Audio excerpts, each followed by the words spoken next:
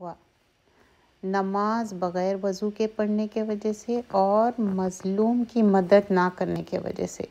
سیدنا ابن مسعود نبی اکرم صلی اللہ علیہ وسلم سے روایت کرتے ہیں، آپ صلی اللہ علیہ وسلم نے فرمایا، اللہ کے بندوں میں سے ایک بندے کے بارے میں حکم دیا گیا کہ اس کے قبر میں 100 کوڑے لگائے۔ اب کیا بول رہے ہیں اس کو؟ مطلب مارو، 100 کوڑے لگاؤ۔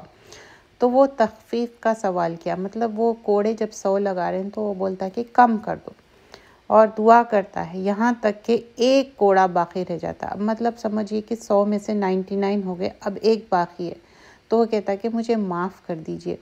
جب ایک کوڑا لگایا تو اس پر اس کی قبر آگ سے بھڑک گئی۔ اب پھر اس کے بعد کیا ہوا؟ پوری قبر میں آگ ہی آگ ہو گئی، آگ سے بھڑک گئی۔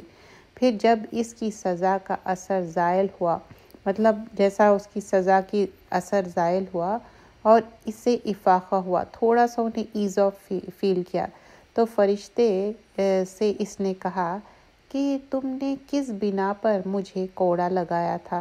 انہوں نے کہا کہ تم ایک نماز بغیر وضو کے پڑھے تھے۔ تو بول رہے کہ اتنے مجھے جو کوڑے لگا رہے تھے، سزا دے رہے تھے، کیوں، کیا ریزن تھا؟ تو بولے کہ ایک نماز تم بغیر وضو کے پڑھے تھے اور تم ایک مظلوم کے پاس سے گزرے تھے، تم نے اس کی مدد نہیں کی تھی۔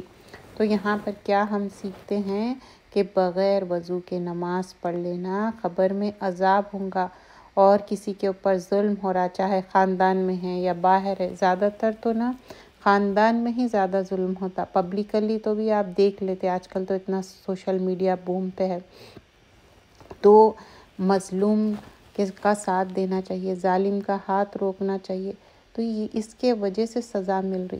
تو یہاں اگر ہم سمجھ رہے ہیں کہ نہیں ہم ظالم کو روک نہیں سکتے، تو ہاتھ سے، منہ سے یا دل میں برا جان کے وہاں سے ہٹنا ہے، لیکن ظالم کا ہاتھ روکنا ہے۔